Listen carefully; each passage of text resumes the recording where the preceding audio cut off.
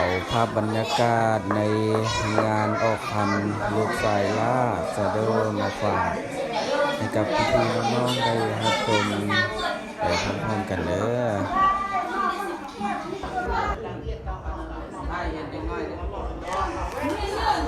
นี่ก็เป็นกำลังที่ว่าจะเริ่มมัดแขนลูกสายล่าเนาะ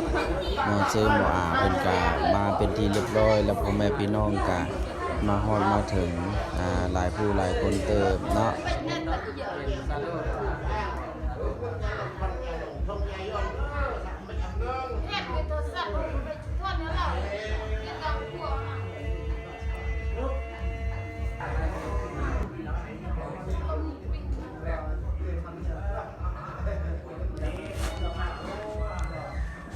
พ่อแม่พี่น้องบางคนกับ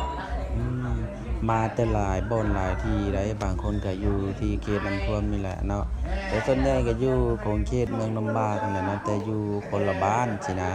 ได้มาร่วมในมื้อนี้เนาะเป็นมือออกคำลูกไสลานี่ก็ขอบใจเนาะพี่น้องทุกๆคนเด้อที่ให้ความสำคัญเนาะมาตั้งมาโฮมอุ้มสู่ขวัญสู่ลูกสายลาเนาะมาสู่มาอยู่นำพ่อนำแม่มาอยู่นำตนทิ้งนะก็ถือว่าเป็นการดีเบิ่งแล้วก็มีความอบอุ่นเนาะภาคภูมิใจที่พี่น้องทางน้ำบ้านนี่ให้ความสำคัญ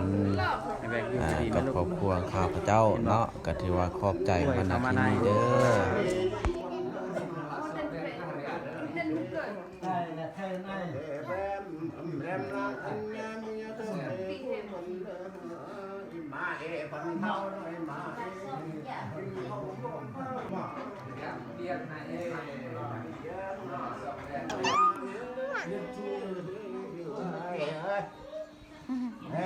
มาเบิ่งควายมาตาล่างนี่เนาะ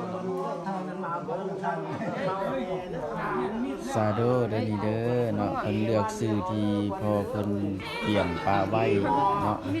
ถือว่าเว้าออกมาปึ๊บนี่ได้ปั๊บเลยทุกคนเนาะชื่อซาโดแห้งๆเด้อลูกเด้อคำคูณกตัญญูฮู้บุญคุณพ่อแม่เด้อวันนี้นั่นแหละแม่มาก็เรื่องเป็นการตะโจดเกียร์อยู่ที่แพร่ฟันนี่แดงแค่แล้วตั้งมือเสียทำเพื่อเลยจะปันนันแทนตั้งมือสีลำเพื่อเลยตั้งมือสีทันว่าเกียร์ออกละมองได้ยุบตั้งมือสีมือใส่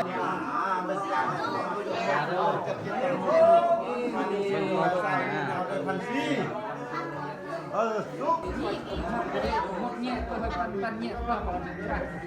ทุกนี่มานี่อันมาเข้ากับพ่อแม่ที่บ้านอันนี้นี่เนาะอันเป็นตุ๊กตาแก้วเลยมาเข้ากับพ่อถ่าย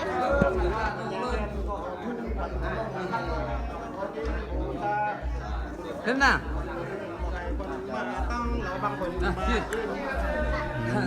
เริ่มมัดแขนลูกไซลาแล้วเนาะแล้วก็มัดแขนทั้งข้าพเจ้าน้ำแล้วก็ทางครอบครัวเนาะลูกทั้งหมดทั้งมวลนั่นแหละ4 คนแล้วก็มีหลานอีก3 คนถือว่าพ่อแม่พี่น้องก็มัดไอเบิร์ดเลยทุกคนเลยโอ้น่าฮักอีหลีเบิ่งแล้วมันก็แบบมีความสุขนะเนาะว่าแม่พี่น้องอุ้มมาสู่มัดคอต่อแขนให้กะเบิ่งไปแล้วก็มีความอุ่นหลาย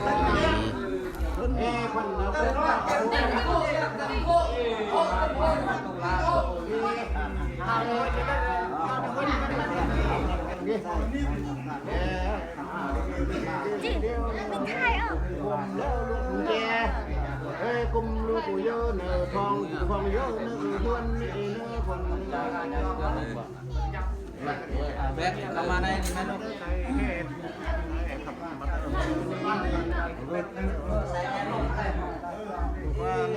อย่างโอ้อะไรอย่างโอ้ตามีโอ้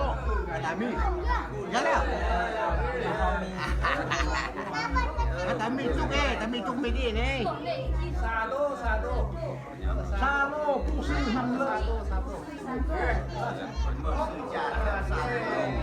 อันลง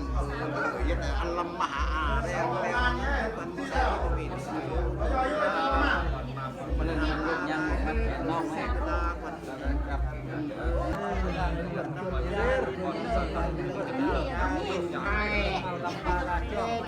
เอาก็ต้องขอขอบใจเด้อพ่อแม่พี่น้องทุกคนที่มาร่วมงานมันก็ตกแผนงานออกคำของลูกสายลาซาโดเด้อขอให้ทุกคนมีสุขภาพแข็งแรงอย่าเจ็บอย่าไข้อยู่ดีไม่แห้งเด้อทุกคนกันแล้วกันพี่น้องเด้อ